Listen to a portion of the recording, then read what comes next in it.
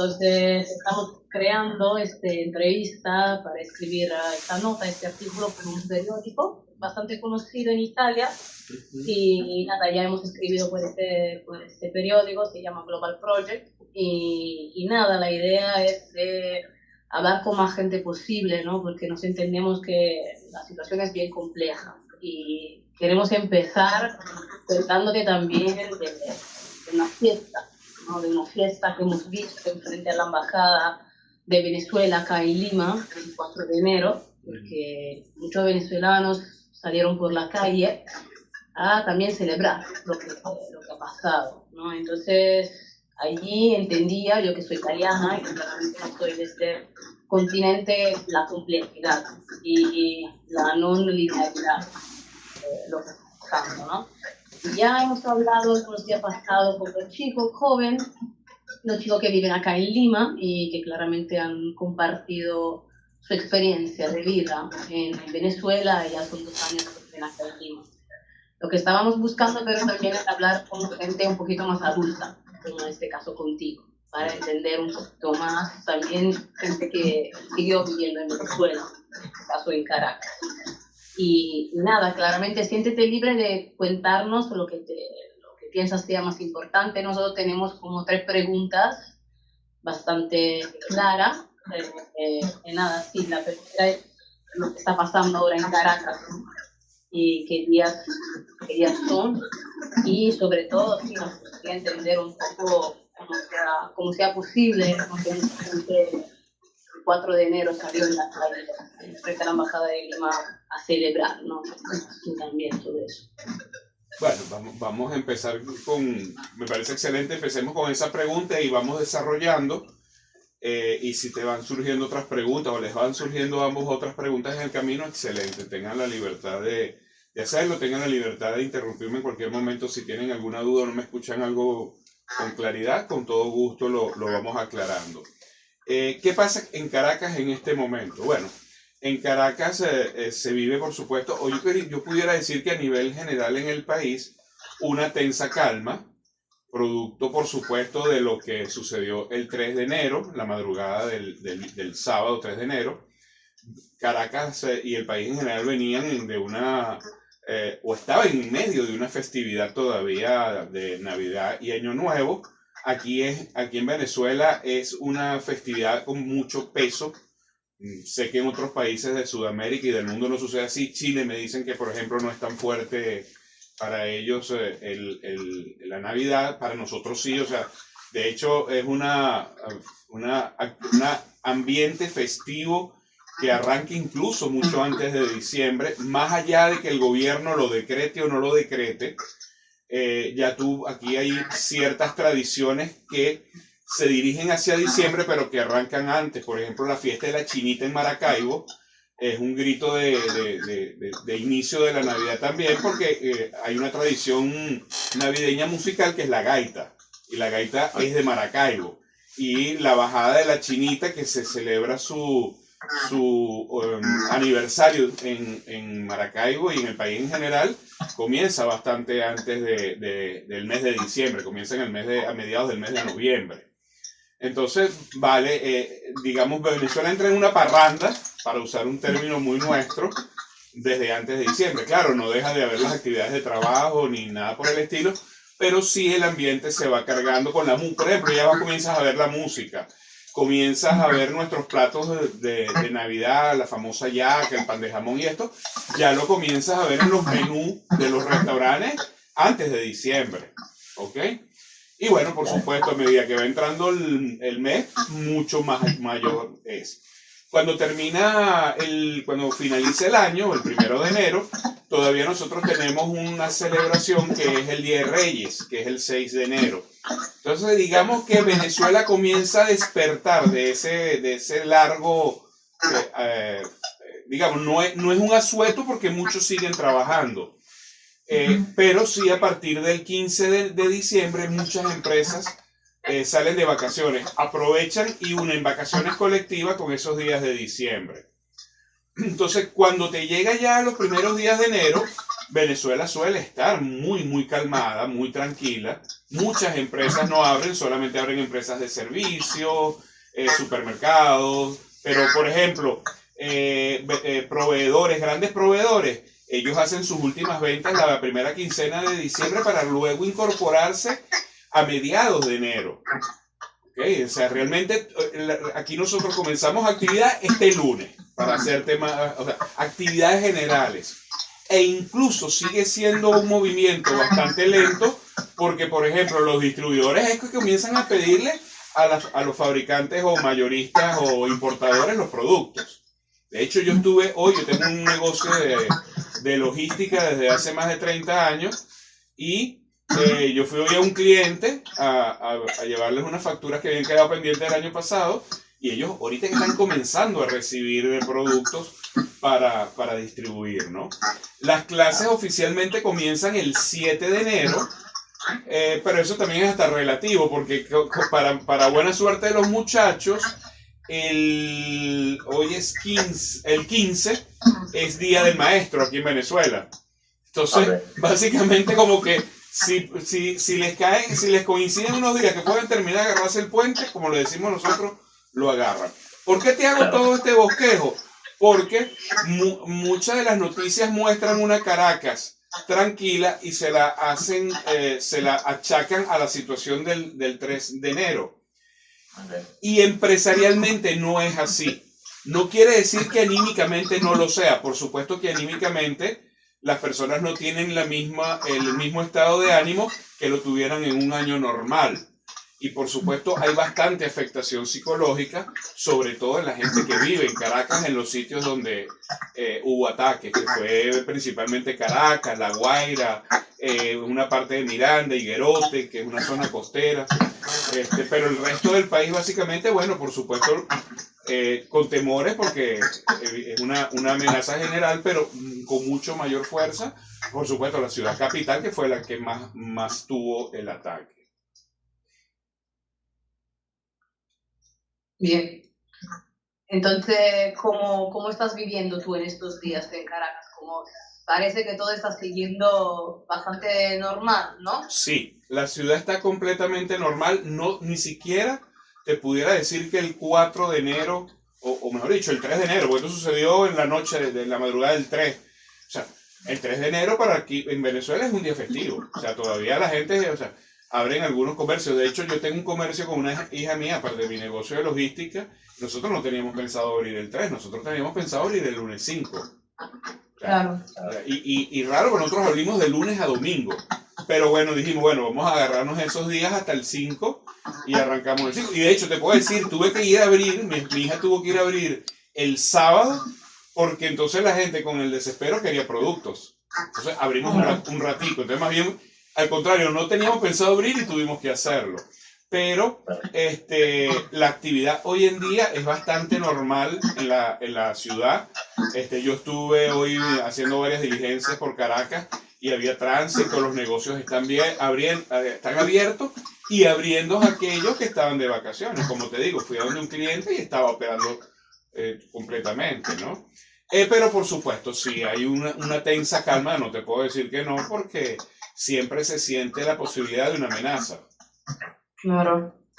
Y Manuel, lo que te comentaba antes, ¿no? Es algo que has visto en la calle de Caracas, como, no sé, gente que sale por la calle, no sé, a manifestar algún sentido, algunas emociones. Aquí te comento, hemos visto frente a la embajada una suerte de fiesta, ¿no? ¿Tú qué me comentas sobre eso?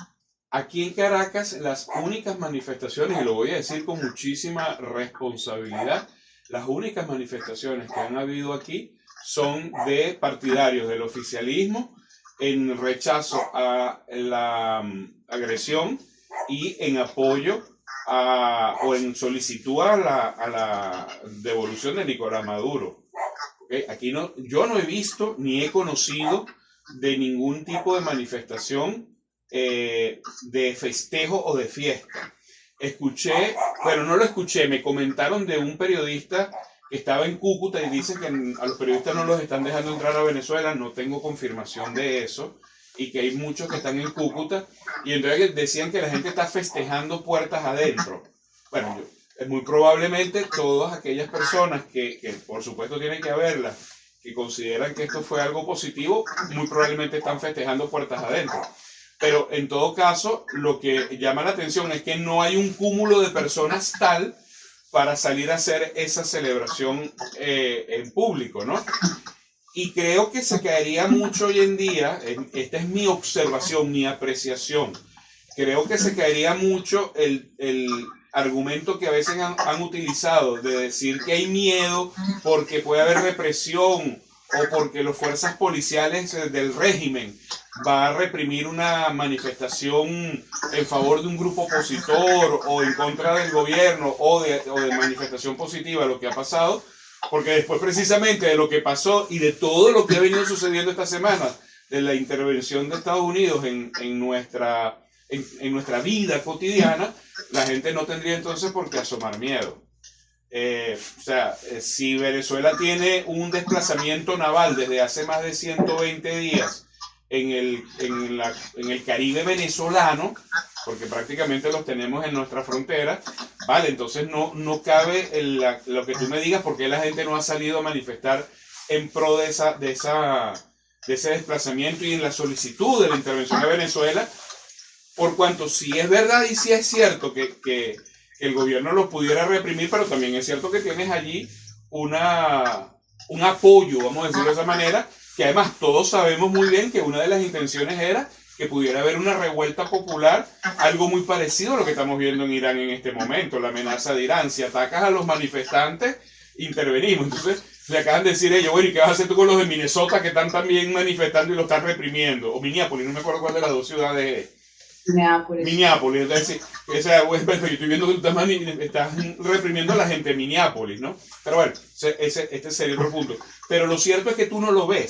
Y un punto importante, y yo te lo puedo decir con mucha responsabilidad, es que no hay ese cúmulo de personas suficiente como para, o lo que han vendido a los medios internacionales, de que en Venezuela hay 8 millones de personas que votaron por Edmundo González Urrutia. Eso no pasó. Y yo soy, si te lo dijo Ángeles Bernal, yo soy opositor. Pero yo soy un opositor que no te voy a vender una mentira para hacer un cambio de gobierno, porque justamente lo que dijo Donald Trump el día de hoy, cuando le preguntaron por su reunión con María Machado, es lo que yo vengo diciendo hace más de 2 años, porque yo me he tomado el tiempo de investigar y de ir al chavismo. Como opositor, yo he entrado al chavismo a conocerlo y a ver qué hay tanto de verdad. Yo estaba cansado de tanto cuento y yo me tomé mi tiempo de entrar a investigar. Y el chavismo es una fuerza política organizada con una estructura ideológica muy bien armada. Yo creo que esa es su principal arma, con escuelas de formación, te puedo decir institutos, edificios. Hay una zona aquí que se llama Mariche, en el este caraqueño, muy cerca de Petare. Petare es un barrio muy famoso aquí en Venezuela. Mariche está conexo a Petare y tienen un edificio espectacular donde forman ideológicamente a los seguidores de la revolución. O sea, es un instituto de formación. Entonces, oye, tiene las estructuras de la comuna que ha ido creciendo de manera importante. Yo lo he visto, a mí no me lo han contado. Yo he ido a barrios, he ido a La Dolorita en Petare, he ido a San Agustín, he ido a 23 de enero, he ido a Katia, y son estructuras que existen. Los pescadores están muy bien organizados aquí. No te voy a decir que todo es perfecto. Óyeme, no vayas a pensar que te estoy pintando un mundo increíble, pero sí es un mundo increíble en el chavismo. O sea, sí existe una organización y una organización política que al momento de ir a unas elecciones mueve Yo me atrevería, con el respeto que me tienen otros países, he estado tratando mucho de estudiar los partidos en otros países, y yo te pudiera decir que es una de las maquinarias, si no la maquinaria política mejor engrasada del continente, para que lo sepan. Lo que fue el PRI en su momento en México. O sea, recuérdense el PRI cuando, bueno, en ese largo periodo de 70 años de gobierno en México, era una maquinaria brutal. Lo que fue Acción Democrática aquí en Venezuela en sus momentos, definitivamente el chavismo lo es. Entonces, eso, como decía la señora Machado de que el chavismo sacó el 28 de julio del 2024 3,5 millones, primero que los números no le dan, es un número tan absurdo que hasta choca con las mismas encuestas de las encuestas de los encuestadores opositores, que siempre ha dicho que el piso del chavismo, el piso sólido del chavismo, son alrededor de 5 millones y medio de personas. O sea, ese es el piso sin hablar de los simpatizantes que puedas tener en un momento. Entonces, cuando yo escuché ese número, y esta señora ya no está diciendo números mentirosos. Y por otro lado, bueno, ¿dónde están 8 millones de personas que sacan? 8 millones es para que tú tengas la calle, el país para la calle. O sea, estás hablando si en Venezuela hay aproximadamente ahorita 30 millones de venezolanos, en total 8 millones que te estás diciendo que son votantes, son mayores de 18 años, coño, tienes el 40% del país allí. ¿Dónde está? O sea, claro. no lo ves por ningún lado, pues. Entonces, esa es la realidad de nuestra Venezuela actual. ¿Por qué te nombraba lo de las palabras de Donald Trump hoy? Porque yo, conociendo el chavismo, lo dije, señores, dejen de estar tentando al diablo, porque el chavismo no es ese grupo débil que quieren venderte. Es un grupo muy sólido, muy cohesionado. ¿Y qué he visto yo del chavismo? Lo que sucedió, yo dije, aquí sacan a Nicolás Maduro y van a creer, y siempre decían, no, tú sacas a Nicolás Maduro y Delcy Rodríguez sale en un avión, Jorge Rodríguez sale en otro, y ustedes no van a caber en ese avión, porque entonces uno como tiene una postura racional, te dicen que eres chavista. No, yo no soy chavista, yo nunca me había votado ni por Chávez ni por Nicolás Maduro. Yo voté por un candidato de la oposición aquí que se llamaba Antonio Ecarri, porque tampoco lo iba a hacer por Edmundo González Urrutia, porque he entendido desde hace mucho tiempo qué hay detrás de toda esta gente. Y detrás de toda esta gente es un grupo, tú que eres italiana, el nombre te va a sonar rapidísimo, es un grupo fascista, completamente fascista. Y cada vez lo demuestra más. Pero bueno, el punto está en que, yo siempre lo dije, aquí ellos no se van a ir corriendo en un avión, el chavismo es un grupo muy consolidado, te vas a llevar a Nicolás Maduro y te va a quedar a Delcy Rodríguez allí. Ahí está, eso pasó. Y lo que decía Trump es cierto, o sea, el ejemplo de lo que les pasó a ellos en Irak, en Afganistán, que no lo nombró, pero Afganistán fue peor. Yo creo que no lo nombró por la derrota tan enorme que fue Afganistán. Ellos salieron después de 20 años de supuestamente haber formado las Fuerzas Armadas, de haber formado un emporio político, y no se habían terminado de despegar los aviones de Estados Unidos y ya los talibanes habían tomado Afganistán. ¿Ok? Eso es lo que puede suceder aquí. Es decir, aquí hay una fuerza política muy bien armada. Bien armada, no he hablado todavía de armamentos, de armamento bélico, sino de armamento ideológico y de cohesión, que eso existe. Y bueno, el ejemplo lo estás viendo ahorita, o sea, yo lo dije, lo vengo diciendo hace mucho tiempo, pero el ejemplo lo tienes ahorita. Ahí están cohesionados y gobernando. Bien, Manuel, mira, otro tema que queríamos tocar contigo era propio sobre eso, ¿no? Como si según tu opinión, que tienes una edad bastante, ¿no? Eres un adulto, seguramente tú lo has visto, porque con los chicos que hemos hablado antes eran chicos un poquito más jóvenes, ¿no? De 23, 24 años, entonces han vivido también una época de Venezuela distinta, ¿no? Ellos siempre decían, nosotros nunca hemos visto los beneficios del petróleo y de la economía del petróleo, mi padre sí, mi abuelo sí, pero nosotros por la edad que tenemos no hemos vivido eso. Una otra pregunta que te queríamos hacer es si según tu opinión fue un cambio, ¿no? Un cambio de estilo, un cambio de política, de mentalidad sobre todo, entre Chávez y Maduro. Si tú ves como que algo ha cambiado. Sí, Sí, no, definitivamente sí. Y bueno, permíteme ir un poquito también, vamos a ir un poquito antes de Chávez para hacer un bosquejo completo y atender ese punto que me estás hablando de los jóvenes, que dicen que los jóvenes no han visto el beneficio del petróleo, ¿no? Esto tiene varias aristas, ¿no? Aquí hay muchas aristas. Primero, tú sabes que los seres humanos siempre tenemos como una costumbre de guardar un recuerdo muy bonito del pasado. Y ya uno cuando llega a los 60 años, uno siempre quiere volver cuando era niño, cuando eras más joven. Eso es algo muy típico del ser humano, ¿no? La remembranza, ¿no? Entonces, Bueno, aquí decían, no, cuando éramos felices en la Cuarta República y no lo sabíamos. Claro, la vida era otra. O sea, por ejemplo, también hay mucho tema con la desinformación y ese es un punto que podemos ver un poquito más adelante, ¿no? Lo que es la guerra cognitiva. Pero además de ello hay información estructurada. O sea, por ejemplo, que tú no veas los beneficios que se podían ver hace 30, 40, 50 años atrás de una pensión, por ejemplo, de una jubilación. Eso no pasa solamente en Venezuela, eso está pasando en muchas partes del mundo. Eso no es algo exclusivo. Tú que estás que vienes de Italia lo sabes muy bien, porque yo lo veía casualmente hace poco con el tema en Europa, que a la gente no le está rindiendo las pensiones. O sea, es un tema global. Pero claro, como lo tienes aquí en Venezuela y además tienes el tema político que ha polarizado mucho el país, entonces enseguida pues ya lo pones como un tema exclusivo de Venezuela. Los problemas de los servicios de salud. Yo tengo una hija que vive en Estados Unidos, en Orlando, y me dice, papá, yo me quiero regresar a Venezuela. Porque tiene ya un año que dio a luz y me dice, yo no quiero criar a mi hija en estos sistemas de salud. Y ella trabaja en el sistema de salud de allá. O sea, conoce el monstruo de adentro. Y ella dice, yo no quiero criar a mi hija aquí. Yo evito tener que hacer lo que te dicen ellos porque el sistema de salud es para que el niño se enferme. Y vivas condenado al sistema de salud. Argentina tenía un extraordinario sistema de salud que hicieron los Kirchner y se ha venido abajo. Y eso lo dicen propios y extraños. Y era un buen sistema de salud. Entonces, son cosas que están pasando en el mundo.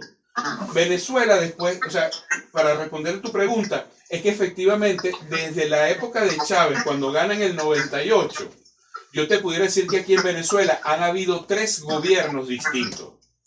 El gobierno de Chávez, sus 12 años completos, la primera etapa del gobierno de Maduro y la segunda etapa del gobierno de Maduro. Es decir, incluso dentro del propio Maduro presidente hay 2 etapas que son completamente distintas.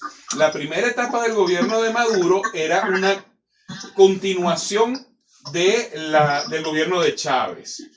Y luego la segunda etapa es una consecuencia del gobierno de Chávez, pero transformada. Tú mira, ¿qué hizo ese cambio? Bueno, muy sencillo. Ellos cambiaron el lineamiento de buscar un modelo cubano a irse al modelo chino. O sea, ellos se dieron cuenta que ese modelo era errado y eso hay un punto de quiebre bien importante, que es cuando ellos cambian de asesores y se traen unos asesores ecuatorianos que es gente de Manuel Correa.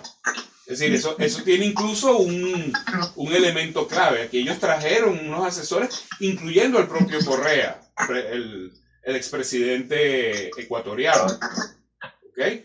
Entonces, ahí vino un giro bien importante en la economía con Maduro. Te estoy hablando que esto tiene unos 5 o 6 años. ¿Ok?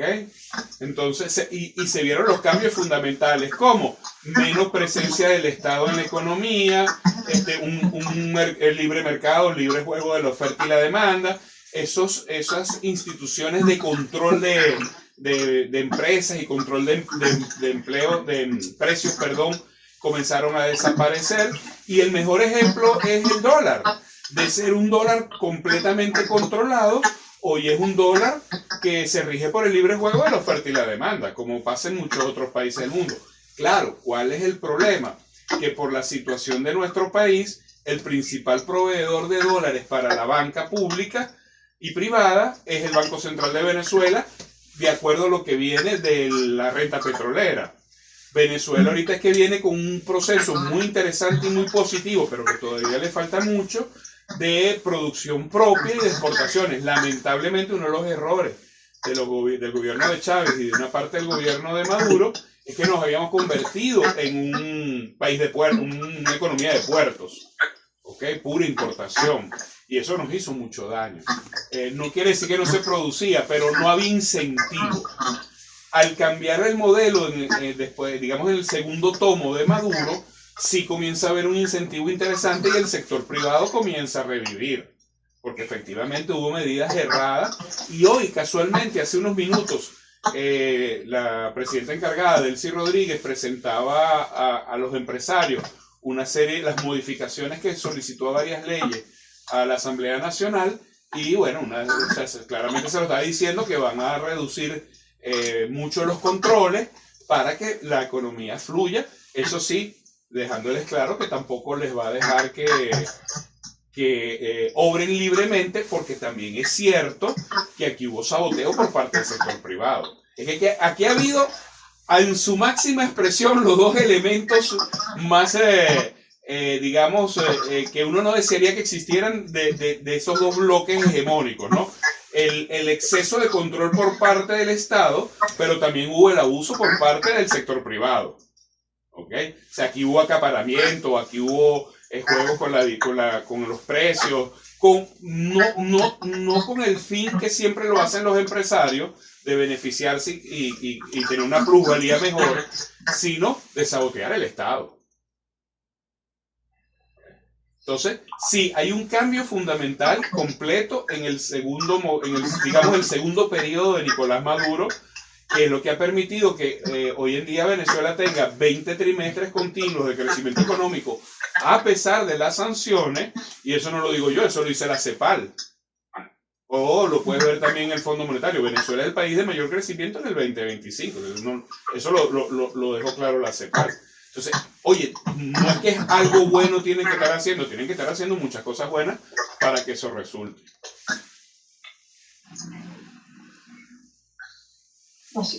Perdón, una cosita, con relación a que los jóvenes dicen que no han visto los beneficios de la renta petrolera.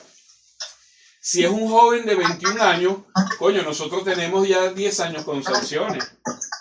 Y las sanciones, aunque quisieron disfrazarlo mucho, y decir que esas sanciones iban a perjudicar solamente a la cúpula, que eso iba a afectar al chavismo, o como dijo Rumfield, aquel embajador que tuvimos nosotros en los Estados Unidos aquí, bueno, sí, puede que afecte un poquito al pueblo, puede que sea corto, puede que sea largo. No, afectó completamente, porque de acuerdo a la ONU, 98% de nuestros ingresos cayeron. Eso es algo así, como que tú ganes $100 y de la noche a la mañana ganas $2. O sea, eso no tiene para dónde coger. Y el mejor ejemplo de que esto fue nocivo, que lo primero que hace Donald Trump en este proceso, vamos a decirlo así, es levantar las sanciones. O sea, para él poder operar con el petróleo venezolano, que es lo que necesita, a mi juicio, para prepararse para la tormenta del desierto que tiene ahora, o sea, esto es petróleo, aquí no hay más nada. O sea, yo estaba viendo hace ratico las noticias, esperándolo a ustedes, las comunas siguen adelantando, se está preparando una constituyente obrera, o sea, aquí el sistema socialista sigue funcionando, ¿ok? Sigue activo. Y, coño, te puedo decir yo que vengo de ser un hombre de derecha, empresario procapitalista. Oye, yo he visto resultados del sistema que te puedo decir, mira, espérate, eso no es mentira, eso está dando resultados. O sea, yo vivo una organización de clase media. En la zona donde yo vivo pudiéramos considerar la clase media alta, porque yo vivo a las afueras de Caracas, en una zona llamada Guatire, ¿ok? Y aquí en mi comunidad han hecho un parque para los niños, han hecho un parque para los jóvenes hagan ejercicio, una caminería, todo eso con el tema de las comunas. Porque por suerte hubo un grupo que se reunió, se conformó en comunas. Hicieron sus procesos, pidieron sus recursos, le entregaron sus recursos, hicieron su bien bonito el parque allá afuera. Entonces, está funcionando, ¿ves? Y yo he visto en las comunidades incluso levantar edificios completos para una obra de beneficio a la comunidad, levantado por la comuna, que ganan sus proyectos y reciben sus recursos. Está funcionando. Allá en Italia saben muy bien lo que son las comunas. Ellos trabajaban, yo estuve estudiando el cómo lo manejan allá, incluso teniendo un gobierno de bastante extrema derecha. Pero es algo muy arraigado allá en Italia y funciona. Aquí también funciona. O está empezando a funcionar. ¿Qué te puedo decir? Se le está viendo el efecto positivo. Entonces, que esos muchachos no hayan visto el beneficio del petróleo, claro, si tienes 22, 23 años y tienes 10 años sancionado, claro que no lo iba a ver, pero seguro naciste en un hospital público, probablemente estudiaste en una escuela pública, o bueno, rodabas por las calles públicas, saliste de un aeropuerto público, entonces algún beneficio tuviste. ¿Okay? Ahora, lo que pasa es que tenemos una mentalidad, el venezolano es muy consumista, altamente consumista, Pero una cosa es que tú consumas trabajando y que te ganes tu real y le eches bola, y otra cosa es que tú piensas que el Estado te lo va a dar. Sobre eso, ¿no? Los beneficios o las ayudas del gobierno, ¿no? Hemos hablado también mucho de la caja de CLAP, de subsidios, de ayudas, ¿no? Que el gobierno bajo Maduro da a la gente. Yo te quería preguntar también qué opinión, qué percepción tienes de la población, del pueblo, ¿no? Que no es de una clase media o de una clase alta, ¿no? De la gente que tiene que chambear todos los días y sobrevive día por día. Qué vida está pasando, ¿no? Porque también siempre estos chicos nos han contado, nos han descrito un contexto de alta pobreza en Venezuela, ¿no? Que muchas veces esta caja de CLAP que parecía, ¿no? Que puede parecer una ayuda del gobierno, al final la calidad de la comida siempre era bastante baja, y que al final el gobierno, sobre todo Maduro, nunca ha hecho algo de positivo para ayudar al pueblo más pobre de Venezuela. No sé qué piensas de eso, ¿no? Ok, permíteme retroceder un poquito en algo que es importante. Yo tenía un programa de radio hace como 7 años, se llamaba Cultores de Venezuela, y aunque el nombre de Cultores te pudiera pensar que era un tema cultural, realmente mi programa tenía que ver con inteligencia financiera. Y era un programa semanal de 1 hora, en una radio abierta, Radio AM, Radio Sintonía 1420, donde yo le decía a los venezolanos que aquí en Venezuela habían oportunidades, a pesar de la inmensa crisis que estábamos teniendo. Y cómo podías ver las oportunidades, cómo ver el vaso medio lleno en vez de verlo medio vacío. En un país donde ningún joven apostaba por Venezuela. Lo hacía, por cierto, con 2 jóvenes que también apostaban por el país, ¿no? Y nosotros en ese momento identificamos que uno de los problemas que íbamos a tener al futuro era la migración. Porque hubo, sin duda alguna, un mensaje de migración creado por los grupos políticos, bueno, para tratar de crear una crisis humanitaria. Primero la crisis migratoria, hablar luego de la crisis humanitaria y a ver si de esta manera podían lograr que Estados Unidos interviniera en nuestro país. O sea, ya esa ruta que uno la pudiera considerar como que es una interpretación, coño, es difícil que tú vayas a decir que es una interpretación después de todo lo que ha pasado, ¿no? Y efectivamente, tú escuchabas a líderes políticos decir en Venezuela no hay futuro, no hay talento, no hay futuro para los jóvenes, fuga de talento, fuga de cerebros. Se creó un discurso que propiciaba la migración, justamente buscando lo que te dije anteriormente. Lo que pasa es que se les fue de la mano. Y bueno, eso es también apoyado por el Grupo de Lima, por el mismo Donald Trump en su primer gobierno, por la Unión Europea, etc. Algo que, como te digo, se les fue de la mano. Ellos no pensaban que se iban a ir. El número real aproximado de Venezuela salieron 7,5 millones de venezolanos. Un país que no tenía migración de salida. Nuestra migración siempre ha sido de entrada. Pero evidentemente en un periodo de 4 o 5 años, hubo un año que salieron, en el 2018 salieron 1.800.000 personas nada más. O sea, prácticamente un país de desplazados, ¿no? ¿Qué pasó? En un principio, la primera parte de esa migración, el grueso de esa migración, fueron de profesionales, o sea, una mano de obra altamente calificada y gente de muy buen nivel. Incluso muchísimos llevaban más de un título universitario. Por cierto, algo que es muy difícil hacer en cualquier otro país del mundo. Ese es un punto importante. Muchos de ellos graduados en universidades públicas. O puede ser que hayan estudiado en universidades privadas, pero es que aquí hasta las universidades privadas eran asequibles. Y siguen siéndolo. Aquí todavía viene gente de Colombia a estudiar en Venezuela, para que lo sepan. Aquí permanentemente hay gente que cruza la frontera para estudiar aquí. Porque aquí la educación es buena y accesible. Medicina es uno de los grandes ejemplos. Aquí no se estudia medicina en ninguna universidad que tú pagues. Todas las universidades que ven medicina son públicas. ¿Ok? Y igualmente los posgrados. Y tú vas aquí a hospitales y tú ves médicos haciendo posgrados de República Dominicana, de Cuba, inclusive de Colombia. Mucha gente viene a hacer aquí los posgrados. Entonces, la migración, y yo lo predije, me perdonas un poco el ego, yo lo predije, la migración se va a volver nuestros enemigos, porque ellos tienen que justificar su estadía fuera, sus beneficios que le dieron, la visa democrática que le dieron en Perú, en Chile, los beneficios de llegar con el pasaporte vencido o poder trabajar sin validar los títulos o los TPS en Estados Unidos. En todos lados le dieron a los venezolanos acogida, pero bueno, sabíamos que eso es como una leche que no es de larga duración. Tarde o temprano eso se iba a acabar, porque ya dejabas de tener un interés en esa migración. Y esos inmigrantes, para tratar de acogerse a los países donde fueron, iban a generar mucho más ruido del que podía haber con relación a Venezuela, o sea, generar lástima. O sea, venimos huyendo de un país en dictadura para que te fueran dando esos beneficios. Y eso es parte de un discurso, y te lo digo además porque yo viajo mucho. Como te dije, tengo una hija en Estados Unidos, he viajado a otros países por temas de trabajo y negocios, e incluso en enero del 2024, o sea, exactamente hace 2 años, fui a Cuba, quería conocer a Cuba. Yo no quería que me metieran cuentos de Cuba y quería conocer Cuba antes que terminara de irse la era de los Castro y la era rusa, que terminaran de acabarse los ladas en Cuba, que terminaran de desaparecer. Yo tuve 15 días, hace exactamente 2 años, en La Habana y Varadero, ¿ok? Entonces he viajado, y cuando tú viajas te das cuenta del discurso del venezolano afuera, que es eso que tú has narrado ahorita.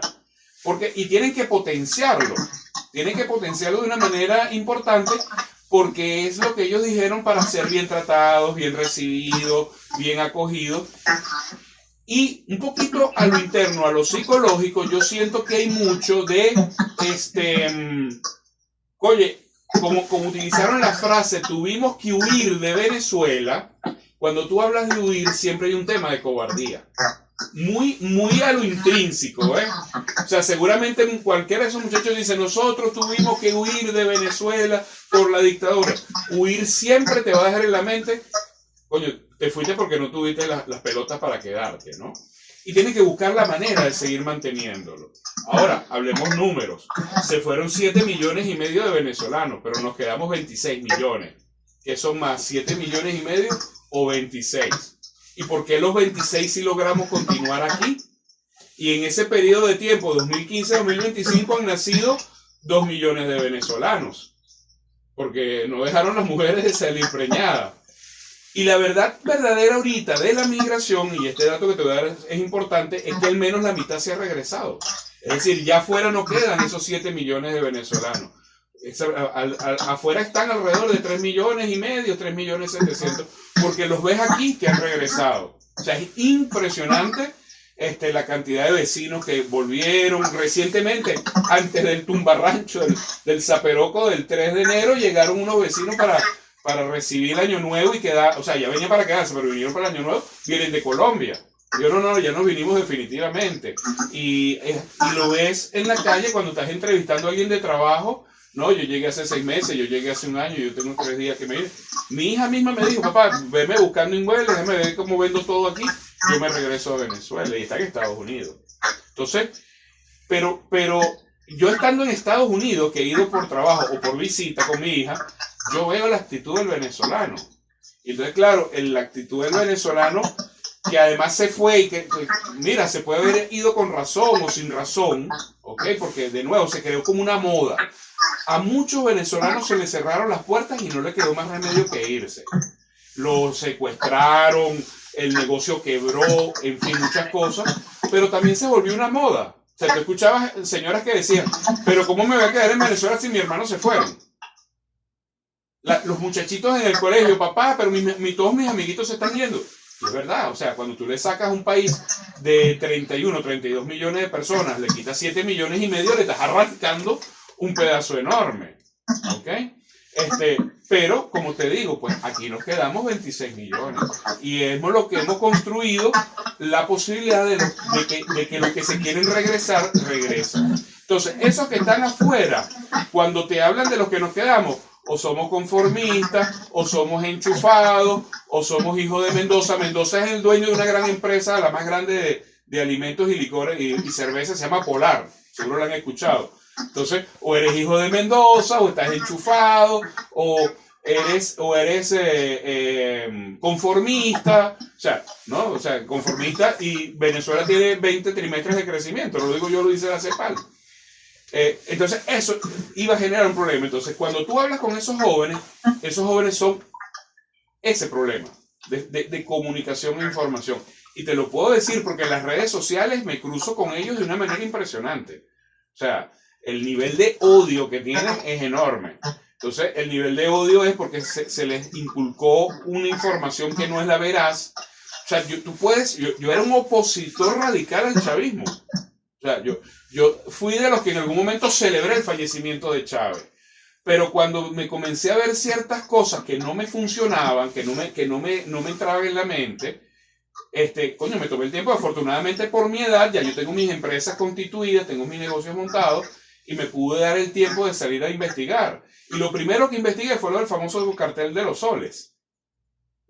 ¿Y qué me llamaba a mí la atención? Tú decías, coño, el país con los mayores recursos de la región y uno de los más grandes del mundo, ¿para qué carrizo van a tener que estos carajos están traficando con droga? O sea, cuando tú sacas el monto de lo transportado por nuestra región, que de acuerdo a la ONU es el 5%, unos 140 toneladas de droga, le sacas el precio y ves lo que le puede quedar, tú dices, pues esa vaina lo venden ellos en un mes en barril de petróleo, o en gas, o en oro, pues para hacerlo lo más sencillo. Pero no me daba sentido que fuera un narcoestado. Cuidado, yo no te estoy diciendo que no hayan militares o funcionarios policiales o civiles que puedan estar involucrados con grupos de narcotráfico, pero que tú consideres esto un narcoestado, esa es otra historia. Y bueno, definitivamente hoy la ONU dice que no es verdad, seguramente ustedes lo han visto. Bueno, lo dice el Departamento de Justicia de los Estados Unidos.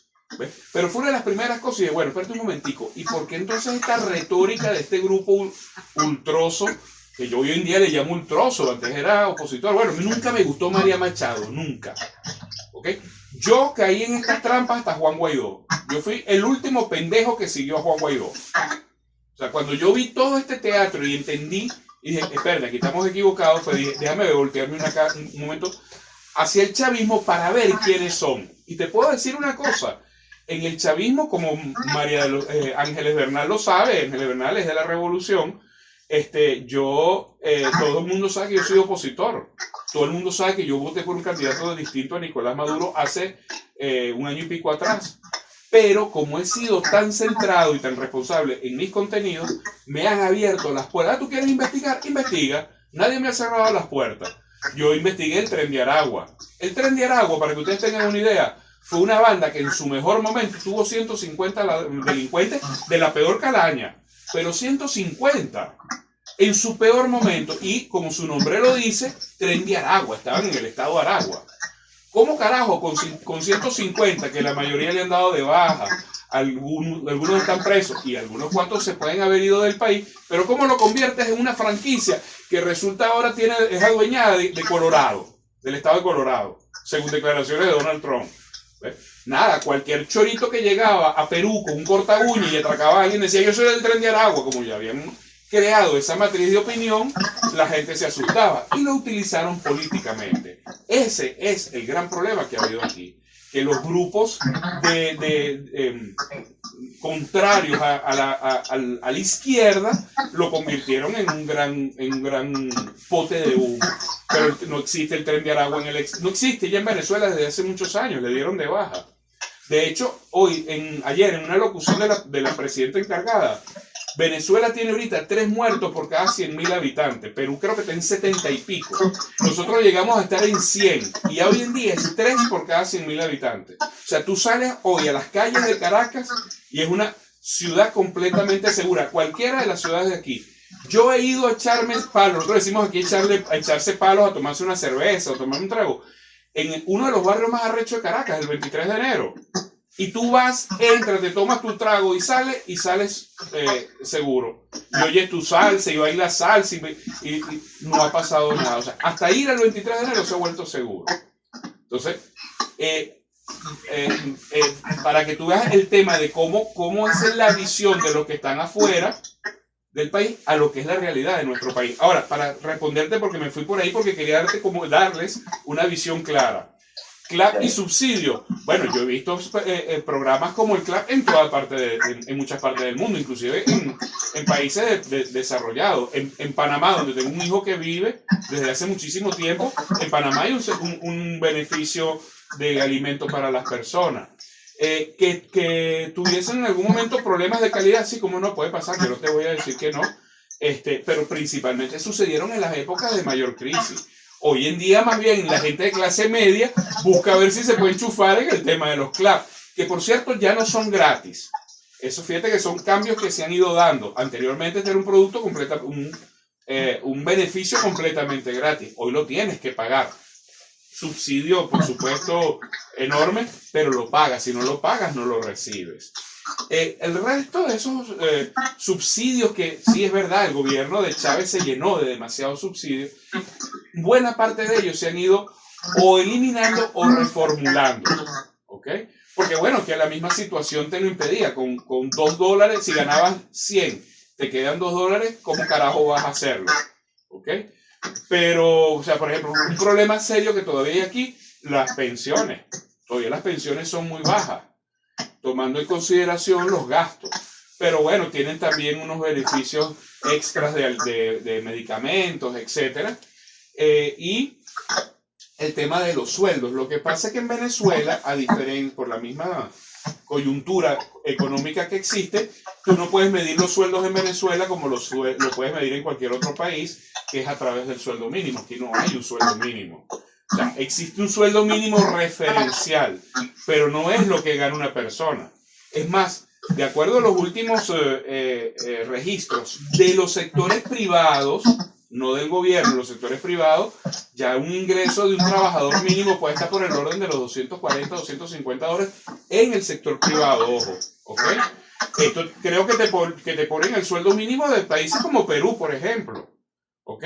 Pero de nuevo, esto es un sistema integrado, donde casi nada va a las prestaciones sociales, y es algo que el gobierno ha cuidado mucho, y uno lo entiende, y sé que la parte laboral no lo entiende tanto, porque lo que no puedes tirarles ahorita es una empresa de un país que viene en una situación como esta, un pasivo laboral que no lo vayas a aguantar. Porque todo lo que vas a hacer es quebrar al sector privado. Esto es uno de esos cambios que tú me preguntabas, que es muy distinto al gobierno de Chávez. El gobierno de Chávez se lo hubiera metido completico a los pasivos laborales. Una empresa no aguanta eso. O sea, más bien tú ves que ahora cuidan a las empresas privadas. Pero entonces ahora te utilizan ese mismo discurso para atacar al gobierno. Pero bueno, entonces, ¿qué quieres tú que suceda? ¿Sí me explico?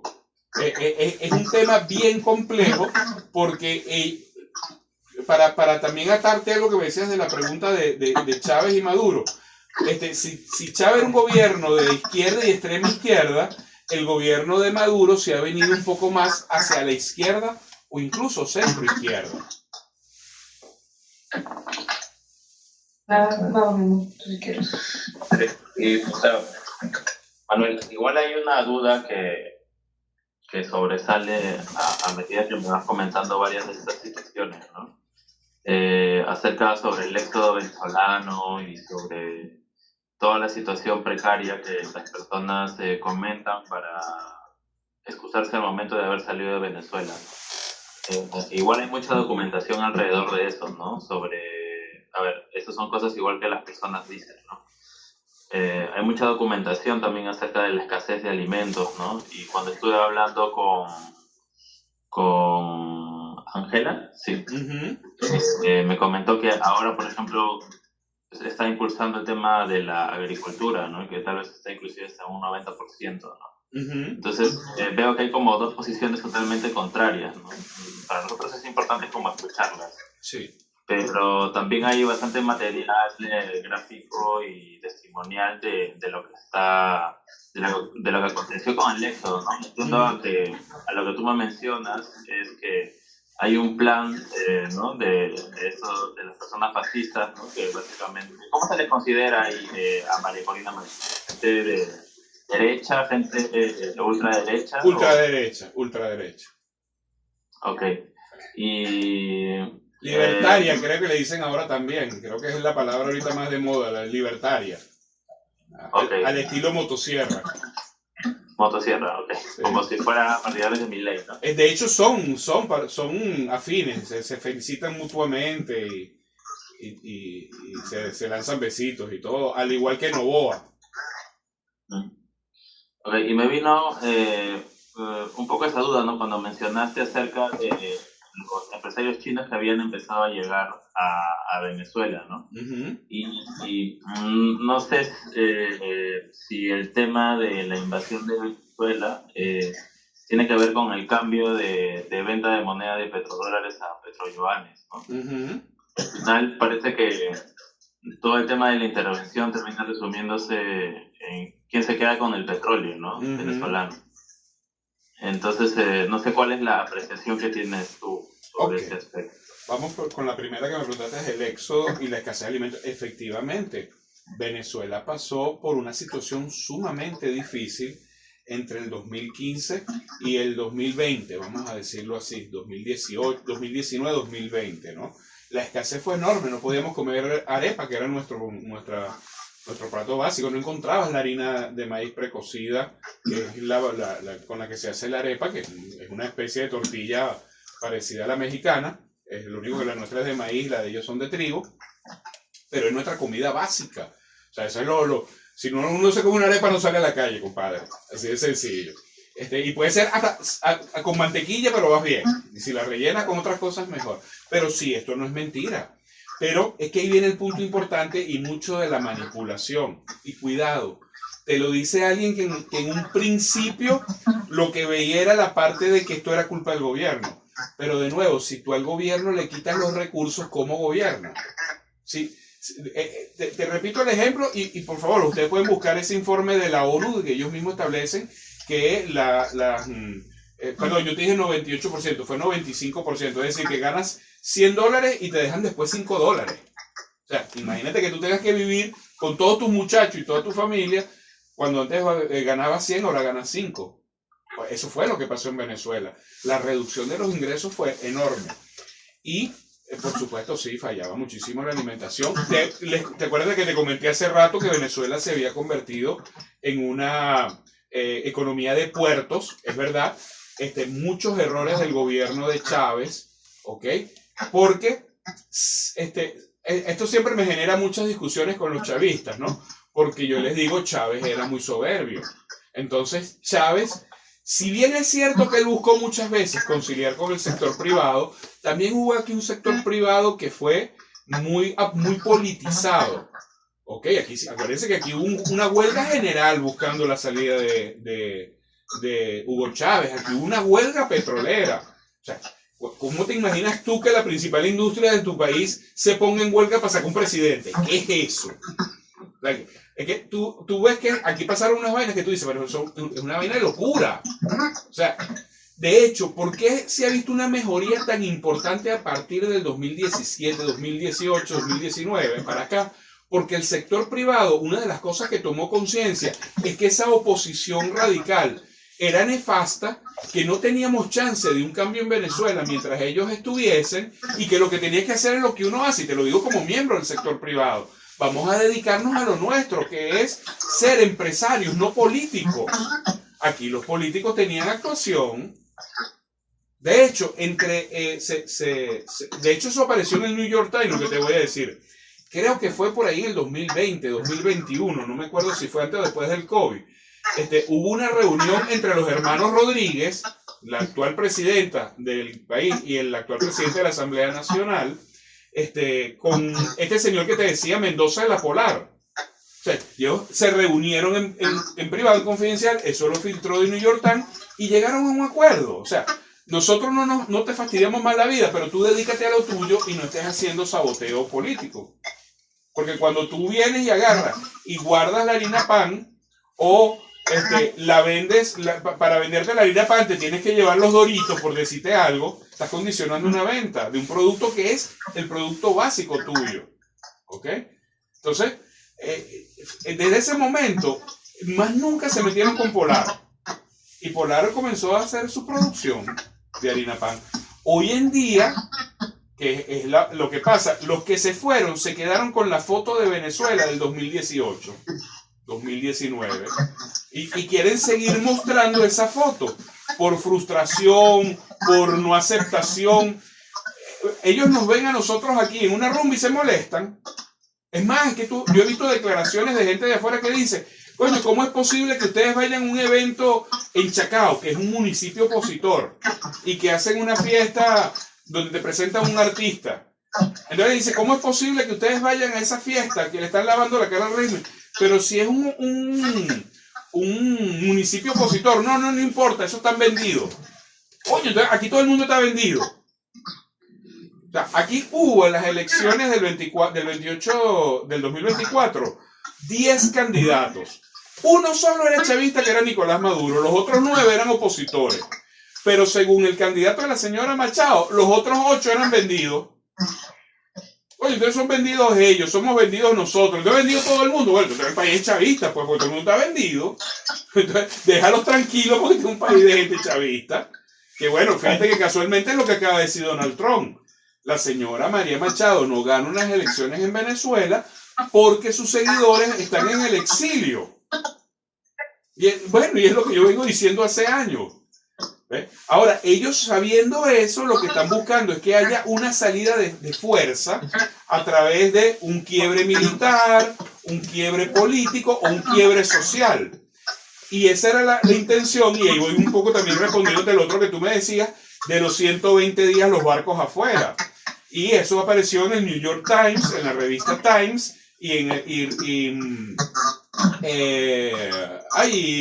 Reuters también hizo un informe al respecto, que la información suministrada por esta oposición radical, con nombre y apellido, nombraron a David Smolansky, que fue la persona que se reunió hace exactamente un año con los asesores de Donald Trump, y la señora Machado, dieron información incorrecta sobre la situación en Venezuela.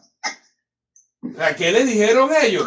Tú pones un barquito allí y a los 10 días Nicolás Maduro se cae, o lo tumban los militares, porque nosotros tenemos el 80% de los militares. Te lo puedo decir que yo estaba ahí metido, eso es mentira. O el propio chavismo lo va a sacar, lo va a expulsar, y los hermanos Rodríguez lo van a sacar. No pasó. Y la última mentira es, entra, llévate a Nicolás Maduro, que Silvia Flores se va en un avión, y Diosdado Cabello y Padrino en otro, y no pasó. O sea, ahí se llevaron a Nicolás Maduro, y cuando dijeron a qué iba a pasar, quien salió fue Delcy Rodríguez a decir, yo soy la presidenta encargada porque aquí hay una constitución que así lo establece. ¿Qué terminó diciendo Trump? Lo que ustedes han visto que dijo. O sea, no podemos ponernos a inventar porque el chavismo existe. ¿Ok? La posición de María Corina Machado es que yo no he visto una persona tan capaz de cometer errores. Yo le digo que en vez de ser una asesina serial, es una cometedora de errores seriales. O sea, yo no he visto una persona más torpe que ella. Lo que pasa es que tiene un poder económico importante atrás. O sea, tiene grupos económicos extranjeros. En Venezuela, nadie, compadre. Nadie. O sea, te puedo decir que aquí no hay ningún grupo del sector privado que la apoye a ella, como podía suceder en el pasado. Se presume por lo que se dice en medios, tanto del gobierno de Venezuela como de afuera, que esto es un apoyo que viene por Marcos Rubio y de ExxonMobil. ¿Okay? ExxonMobil tiene un tema pendiente con Venezuela cuando hubo un cambio de la legislación de hidrocarburos en nuestro país en el gobierno de Chávez en el 2007. ¿Por qué? Porque nosotros teníamos, oye bien, que por cierto es el mismo acuerdo que tiene Exxon con Guyana. Nosotros, por cada $100 que salía de petróleo, 1% era de Venezuela y 99% de la empresa petrolera. Y Chávez lo cambió a 30-70. 70 de ellos y 30 de nosotros. En ese momento, eso fue en el 2007, si mal no recuerdo, se fueron 2 empresas y demandaron a Venezuela, ExxonMobil y ConocoPhillips. Pero fíjate que detalle interesante, todo el resto de las empresas se quedaron. O sea, a pesar de ese cambio tan brutal, las otras empresas consideraron que seguía haciendo negocios para ellos, entre ellos Chevron, que es americana, pero se quedó Chevron, BP, Shell, Rexol, la italiana se quedó también, Eni, se quedaron vinieron los de la India, vinieron los chinos y vinieron los rusos. O sea, no debe ser que era más negocio porque los demás se quedaron. Ese es el tema que tiene ExxonMobil, que mira que lo dijo hace exactamente una semana en la reunión de los petroleros con Trump. Le dijeron, hasta que no me cambien las reglas de juego, no puedo regresar a Venezuela. Que el mismo Trump dijo en el avión presidencial, bueno, pero si estos quieren también papita, porque si los demás están trabajando, ¿por qué tú no lo puedes hacer? Sin embargo, creo que va a venir para aquellas perforaciones, para aquellas áreas vírgenes, ¿ok?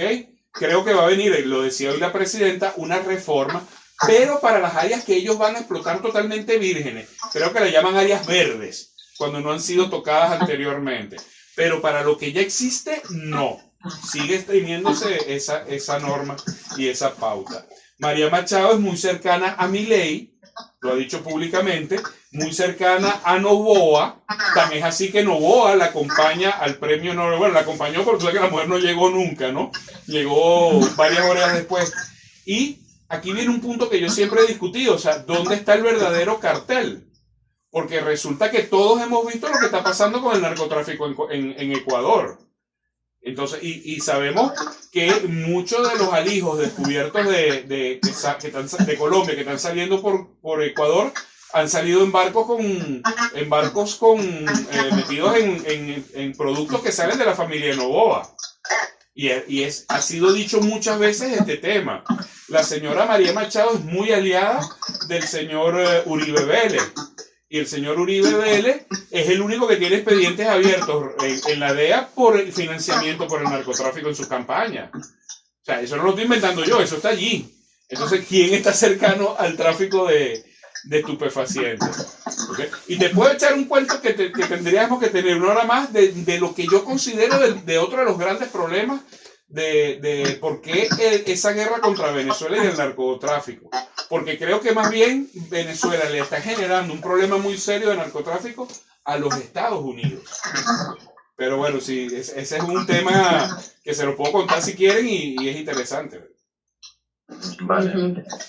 Nosotros tenemos las últimas preguntas, Manuel, una propio sobre el tema del petróleo, ¿no? Estábamos comentando, leyendo también algunos periódicos, los últimos documentos que salen directamente por la Casa Blanca y el plan que tiene Trump después de ser uno de los responsables del genocidio en Palestina y la pregunta, ¿no?, que nos tuvimos también con Juan era, según tu opinión, ¿qué piensas sobre el tema, ¿no?, de cuál es el deseo de Trump, la primera idea que él tiene, ¿no?, cuál uso quiere hacer del petróleo? Si el tema es abrir nueva frontera de guerra, ¿no?, con Irán y puerto para Israel, o si la cuestión es más recordar a Rusia y a China que la América Latina no es desespero, ¿no? ¿Tú qué piensas sobre por qué Trump ha hecho ahora esta acción que es claro a todos? No le importa el narcotráfico, no le importa la democracia en Venezuela, él también fue el primero a decir que el tema es el petróleo y a qué le sirve, ¿no? ¿A qué le sirve todo este petróleo ahora a Trump? Porque es más para una cuestión económica, mantenerse como superpotencia económica también por la historia del petróleo, ¿no? El petrodólar. Hemos leído también que la historia de los Estados Unidos no es la primera vez que bombardean países que amenazan con usar el dólar como moneda para comprar petróleo. Eso también ha pasado en Irak y ha pasado en Libia. Y sí, el tema es mantenerse como una potencia económica, o si el tema es que también quiere abrir nueva guerra, ¿no? Nueva frontera de guerra y sirve este petróleo, porque no vamos a mentirnos, sabemos todos en qué nivel está el planeta, sabemos bien que el petróleo es una de las primeras causas de un cambio climático, de una crisis climática, y si hay países como la China que está haciendo una transición verde, pasando de una energía como el petróleo a energía sostenible, esto lo está intentando también la Europa, pero cayendo y saliendo muy malamente. El petróleo es un tema global y no sé, yo que claramente nací en otra parte del mundo, pero la siento mucho, ¿no? Esta temática. Me da miedo que se sigue así, ¿no? Comprando y vendiendo petróleo para hacer guerra en todo lado del mundo. No sé tú qué piensas. Seguro. Permíteme cerrar una cosita que había notado aquí que es importante del punto anterior. Con el tema de la escasez en Venezuela, esta historia hoy es completamente distinta. Y el mejor ejemplo que puedes ver lo acabamos de tener en este momento. Hubo un bombardeo en Venezuela, hubo un bombardeo en Caracas y no hubo ningún síntoma de escasez. Hubo muchas compras nerviosas. De hecho, venimos de una serie de cosas, o sea, la gente está haciendo compras nerviosas desde que están esos barcos ahí, es decir, desde septiembre. Y mucha gente aprovechó su pago de utilidades, sus bonos navideños, para comprar productos. Y el día que hubo el 3 de enero, la gente salió a comprar alimentos y a echar gasolina. Y fíjate que no hubo ningún tipo de escasez. Ahí ANSA, que es la Asociación Nacional de Supermercados y Afines, dijo que Venezuela tiene al menos 3 meses de abastecimiento en caso de cualquier contingencia como esta o una contingencia natural. En Venezuela, es verdad, tú lo dijiste, hay un número, esto es cierto, bueno, lo ha confirmado el sector privado, que lo que es la cesta básica del venezolano, el 90% se produce en el país. Ha habido un incremento muy importante en la agricultura. Las crisis generan cambios y cambios positivos. Y de verdad que te puedo decir, Venezuela lo ha sabido aprovechar, tanto el sector privado como el sector gobierno. Es decir, ha habido un trabajo bien interesante en el campo. Hoy casualmente a mí me entrevistaron en el canal del Estado, en BTV, para hablar temas más que todo, en mi caso era de las redes sociales, de los manejos de redes sociales, pero me antecedió la presidenta de Fede Cámaras del Estado Carabobo. Fede Cámara es el gremio que agrupa a todos los empresarios del país. Ella es la del Estado Carabobo, que es el principal estado industrial de nuestro país. Y estaba conversando con ella y me dice que el crecimiento es brutal de las empresas allá. Que incluso está regresando Goodyear, que Goodyear tenía muchos años que se había ido, que está instalándose de nuevo aquí. Entonces, esto ha mejorado de manera notable. ¿Qué falta todavía? Bueno, aquí hay muchos productos. Por ejemplo, nosotros no producimos trigo. Venezuela no tiene suelos para trigo. Entonces, para lo que es pasta y pan, que aquí somos también muy comedores de pan, tienes que traerte el trigo importado. Pero casi todos los productos de la cesta básica se hacen aquí. Cuidado personal, medicinas. Medicina es uno de los sectores que ha tenido una recuperación, que fue uno de los más afectados junto con alimentos en la crisis. Entonces, el tema de las medicinas que era brutal. Bueno, hoy en día, no te voy a decir que es perfecto. Hay medicinas de alto costo que el gobierno entrega, ¿ok? Y pueden haber algunos detalles, pero te puedo decir que en general esto ha mejorado muchísimo. Los hipertensos, yo soy hipertenso, yo consigo mi medicina, los sartán sin ningún problema, incluso en farmacias populares, que eso también hay una dinámica bien interesante. Tú en todos lados ves un camioncito, un camión, que es una farmacia ambulante y que se pone todos los días en determinados sitios y la gente va de escasos recursos y le compra ahí. Tú también me preguntabas mucho por los temas de la gente de escasos recursos, como en cualquier parte del mundo, como te puede pasar en Perú, como lo vemos en Estados Unidos, como lo vemos en Chile. O sea, siempre hay gente más vulnerable, gente de la tercera edad, sí es muy vulnerable aquí todavía por esta crisis. Además que si se le fueron los hijos para el exterior y los hijos no pueden remesar porque apenas ellos están sobreviviendo afuera, los pobres viejitos están jodidos. ¿Ok? Por cierto, te comento, de acuerdo a la Cámara de empresas que hacen los servicios de cambio de dinero, tipo Grupo Zoom y estas cosas, por cada $100 que entra de remesa salen 50, para que lo sepa. O sea, padres que ayudan a los hijos afuera. ¿Ok? Por cada $100 que entra, eso lo dijo el señor Atencio, que es el presidente de la Cámara hace como varios meses, no fue reciente. Pero para que tengas ese dato allí. Un elemento que también llevó mucha gente a migrar fue la inseguridad. Y ya te dije los datos anteriores, como esto se ha revertido de una manera importante. Vamos con petróleo. Yo creo que es multifactorial lo del tema de Venezuela y el petróleo. Es decir, aquí hay muchas cosas en juego y era una de las cosas que nosotros pensábamos que iba a costar más para que pudiera haber una intervención como la que hubo, ¿no? Porque no es solamente un elemento. O sea, creo que todos los que nombraste son, primero, negocio. Donald Trump, en la reunión que tuvo hace una semana atrás, dejó ver entre líneas que quiere sacar el provecho de las petroleras que van a trabajar en Venezuela. O sea, me pareció que la idea de él era algo así como que, vale, yo le recojo los reales, me quedo con una comisión y las invierten en Venezuela. Y eso no es nada extraño de Trump. Sabemos que Trump es un especulador extraordinario de mercado. Entonces, obviamente, él le va a cobrar algo a esta gente, ¿ok? Eso no nos cabe la menor duda. Creo que se está preparando para una guerra en el Oriente Medio. De hecho, parte de ¿qué pasó? Cuando nosotros nos bloqueó él a través del secuestro de los barcos en las vías marítimas, muchos barcos no vinieron a recoger sus compras de petróleo. Aquí se llenaron todos los depósitos de petróleo en tierra y tuvieron que llenar los barcos de petróleo. O sea, los cargueros los llenaron de petróleo para dejarlos como reserva porque no podían salir, los iban a secuestrar. Entonces, esos son esos famosos barcos que dijo Donald Trump que venían de Chevron para llevarse el petróleo.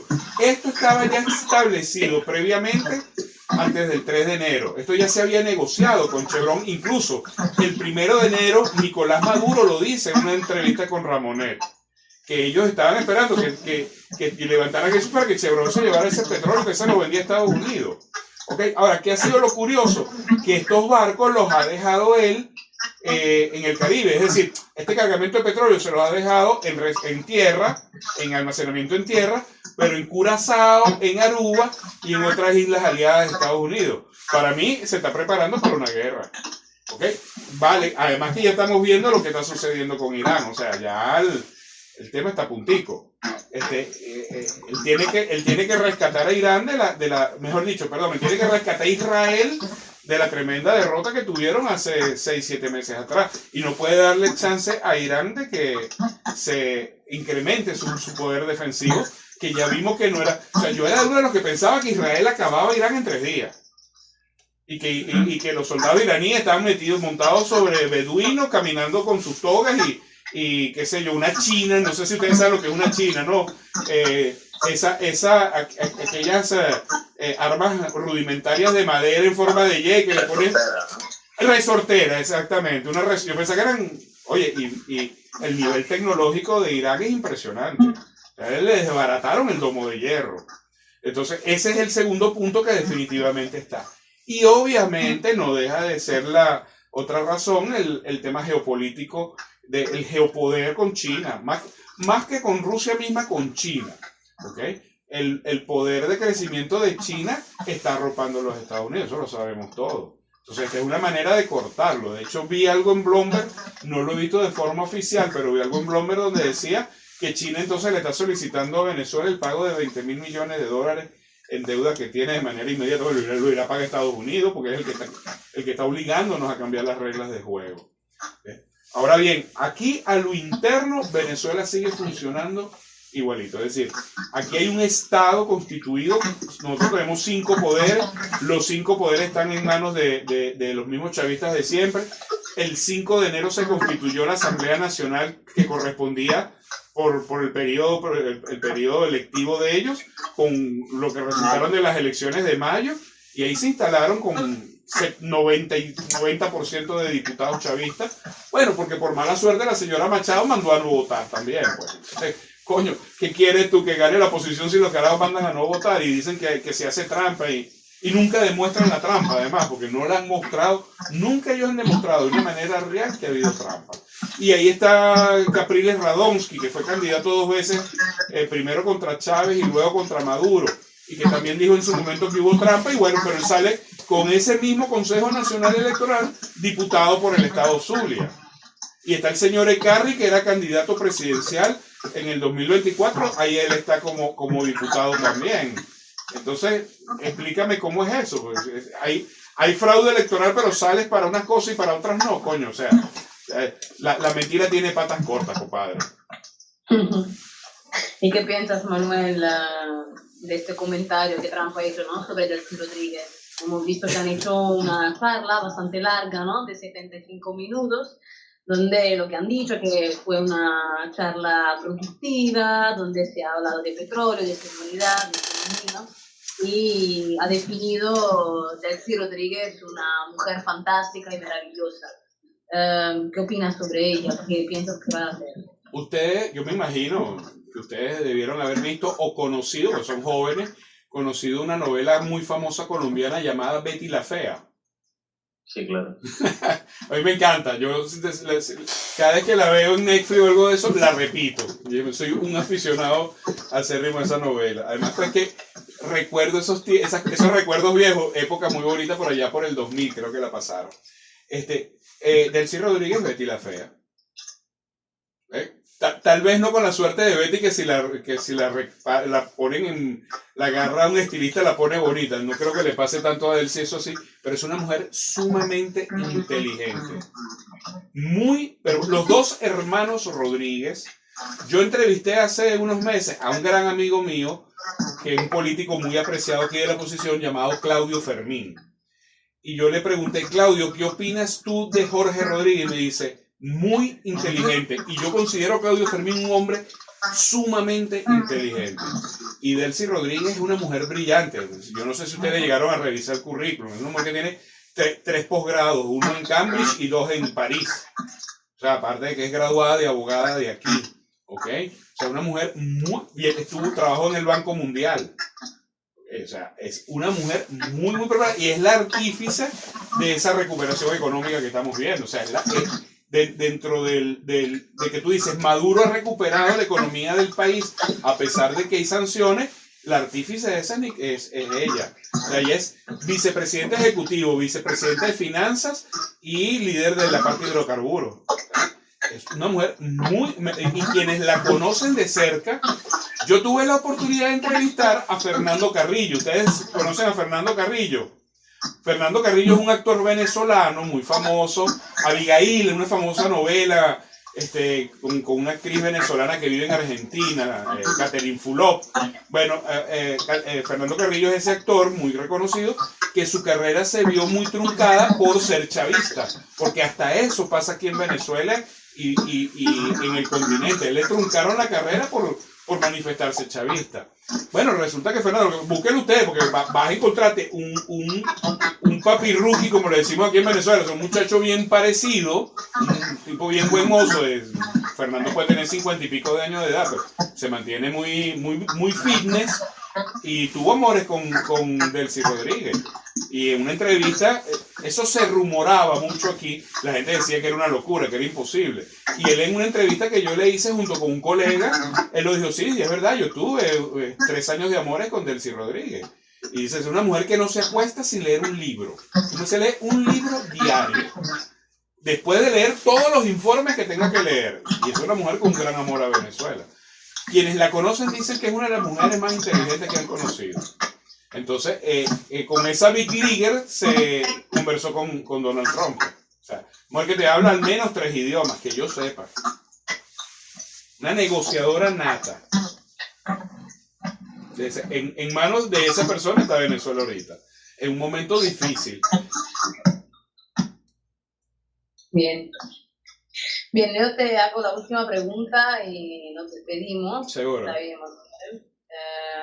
sabes que Italia de toda Europa es el país que más fue cerca al socialismo, de manera al comunismo, ¿no? Nosotros fuimos los últimos en Europa a sostener la Rusia después de la Segunda Guerra Mundial. Entonces, tenemos también ahora partidos y activistas que se definen comunistas y que en los últimos días, en las últimas semanas, se están llamando a muchas marchas, a mucha salida en la calle, reclamando la libertad de Maduro y describiendo Venezuela como ejemplo de alternativas políticas al modelo capitalista occidental. Y esto a mí un poco me sorprendió, ¿no? Porque dije, wow, no sé si estamos en 1960 y podemos hablar de mujeres de esta manera. Pero no sé, ¿tú qué piensas sobre eso? De jóvenes italianos blancos que llaman plazas así, ¿dónde qué ha pasado también? Te comento un poquito más. Han llamado marchas donde no estaba un venezolano, las marchas eran completamente de personas blancas y algunos venezolanos se han acercado diciéndole, tú estás hablando de mi país y no sabes mucho de mi país. Porque Maduro fue también responsable de muchas cosas horribles, de represiones, de capturas, de torturas, ¿no? De periodistas, de jóvenes que han luchado por el país, que fueron presos. Entonces estaba conflicto entre viejos blancos europeos que gritaban a chicos venezolanos que Maduro es un héroe, que es el representante de la alternativa socialista a este mundo. Y claramente esto tocado, ¿no? Esto ha sorprendido a mucha gente. No sé, ¿tú qué piensas? Buenísima tu pregunta. Déjame primero, torturas y violación de derechos humanos. Permíteme tocar, vamos a hacer un pase rasante, un tema sumamente delicado, ¿no? Un tema que siempre genera mucho, levanta mucho polvo, ¿no? Evidentemente en Venezuela se han violado derechos humanos. Evidentemente, funcionarios de seguridad del Estado lo han hecho, y si lo hace un funcionario de seguridad del Estado, el Estado es corresponsable en esto, ¿no? ¿Por qué te lo digo con tanta certeza? Bueno, porque hay más de 500 funcionarios presos con sentencias firmes por violación de derechos humanos. Y hay más de 2.000 expedientes, y eso fue una de las investigaciones que hice, más de 2.000 expedientes abiertos en investigación sobre el mismo tema, de tal manera que es innegable que hay violación de derechos humanos. Y de nuevo, esto alcanza al Estado venezolano, porque si el funcionario es un funcionario que está a las órdenes del Estado, el Estado no se salva, definitivamente lo hay. Hay 16 casos en la Corte Interamericana de Derechos Humanos abiertos, que dado todo el ruido que ha hecho, tampoco es que 16 me parezcan muchísimo, si hablamos que es desde el periodo de Chávez hasta aquí, más bien eso me sorprendió, pero no dejan de ser unas realidades, ¿ok? Lo que pasa es que en el transcurrir del tiempo, eso es lo que hablamos hace un rato, Chávez, Maduro 1, Maduro 2, son muchas cosas las que han cambiado. Ahora, no se deja de haber un pasado donde han habido estos casos, sí los ha habido. Pero también han habido muchos casos que han sido inventados. Esto ha sido también multiplicado. Lo que sí veo un poco difícil, al menos de las investigaciones que yo he hecho, es poder aseverar que esto sea una política de Estado, que es muy diferente a que en el Estado haya violación de derechos humanos, a que sea una política de Estado. Ahora bien, también tenemos que tener lo siguiente en claro. Ya hemos visto que en Venezuela ha habido intervención de la CIA. Eso lo declaró el señor Boudreaux. Boudreaux fue el mercenario que fue detenido por los Estados Unidos por tráfico de armas a Venezuela. Lo detuvieron allá. Él es un mercenario, un ex boina verde. Y él confesó, después de pasar 4 años detenido allá, que a él lo había pagado Juan Guaidó y Leopoldo López para quitarle la vida a Nicolás Maduro. No lo estoy diciendo yo, lo está diciendo él. Él lo entrevistó... este periodista americano... se me olvidó ahorita su nombre. Pero están ahí sus declaraciones, la pueden buscar, y aquí en Venezuela han sonado mucho, ¿no? Blumenthal, lo entrevistó Blumenthal. Y otra de las cosas que ha dicho, que aquí en el 2012 hubo una explosión de una planta de hidrocarburos y que fue la CIA junto con un grupo de la oposición. Así también como aquel famoso apagón que tuvimos hace como 5 años, que tuvimos 3 o 4 días sin luz. Eso es un sabotaje. Eso lo dijo él, y que habían sido agentes de la CIA. El propio Donald Trump ha dicho que, bueno, que ellos tenían infiltrado con la CIA y unos topos para poder hacer esta operación. El mismo Trump dijo hace varios meses que iba a activar las actividades de la CIA en Venezuela, que el gobierno le respondió: si nunca las has desactivado, siempre has tenido agentes de la CIA aquí. ¿Por qué te digo todo esto? Porque cuando tú tienes una situación donde estás vulnerado, no solamente por fuerzas internas, sino abiertamente por fuerzas externas, y aquí tampoco se descartan acciones del Mossad, porque también hay temas donde, por ejemplo, el gendarme argentino, que recientemente fue liberado, por cierto, él tenía vinculaciones con el Mossad. Entonces, cuando tú tienes fuerzas que están evidentemente luchando contra el hilo constitucional, tampoco esperes que el Estado te revuelva flores.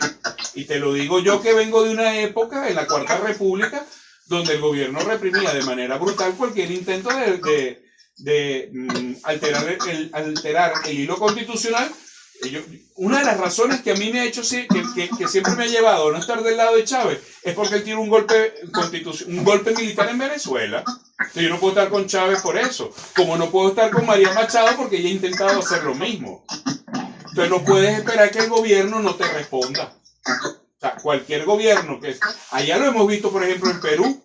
En Perú, cuando han habido esos conatos y esas situaciones, enseguida el gobierno sale y reprime. En Chile lo vimos en el 2018. En Ecuador lo estamos viendo ahorita. Y en Argentina le caen a carajazo a los viejitos.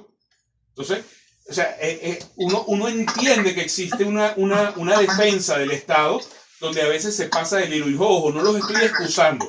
Lo que estoy es explicando una realidad que existe y que ojalá que no tuviera que existir. Con relación... Se me fue la última pregunta que me habías hecho, que me fui por aquí.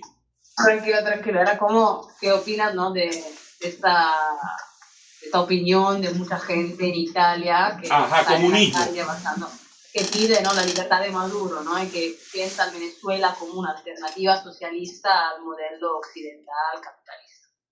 Mira, y es interesante tu pregunta porque, de nuevo, yo vengo de ser de derecha y te confieso que me he ido rodando, ¿ok? Y tú me dices, bueno, pero ¿qué fue? ¿Madurez? ¿Fue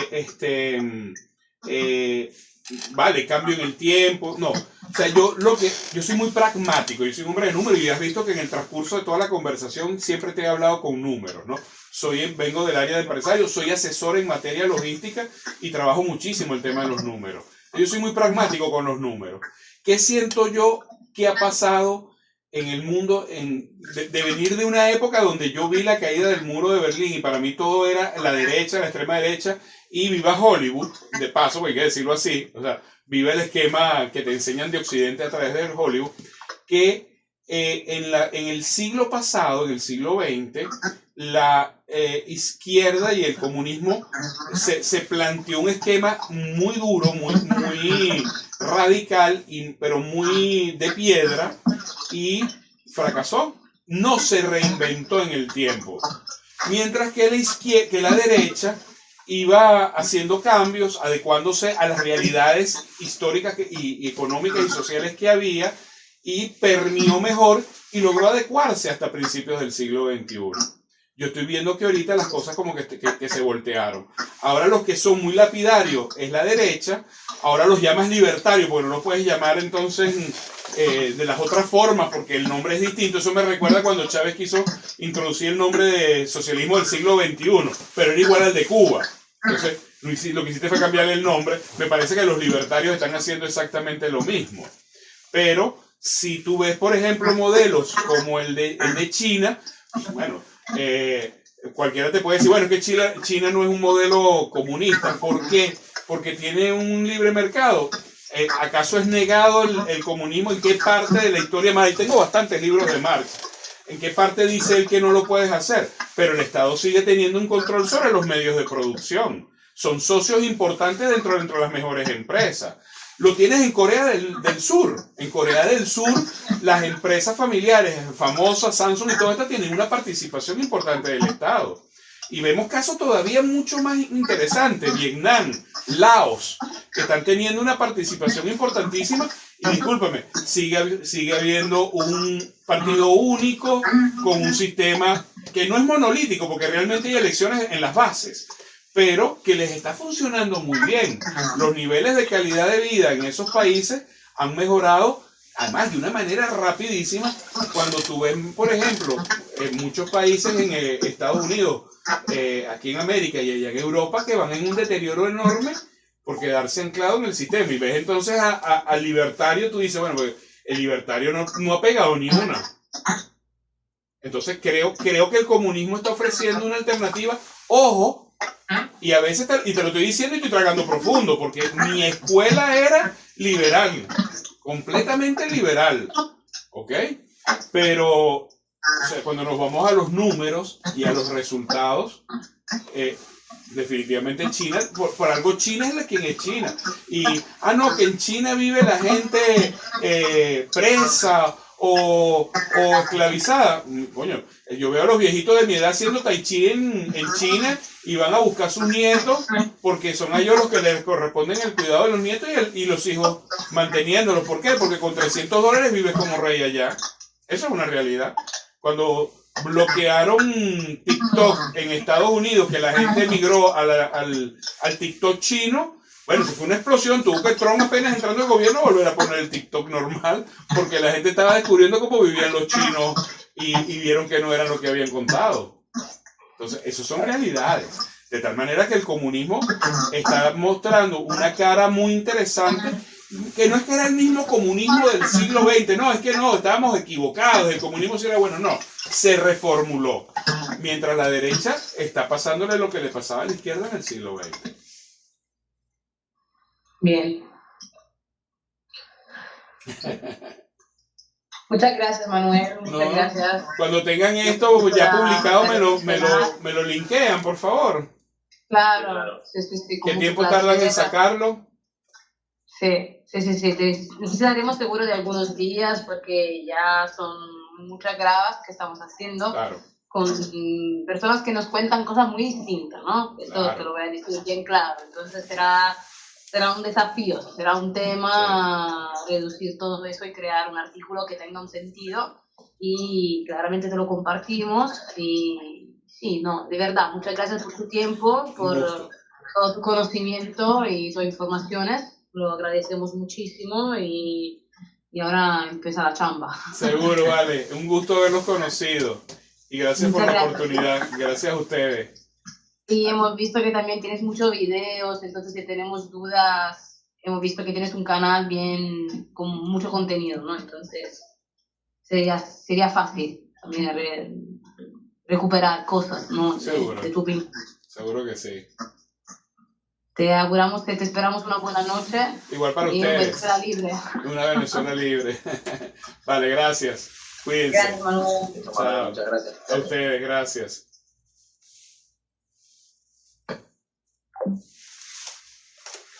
Mm.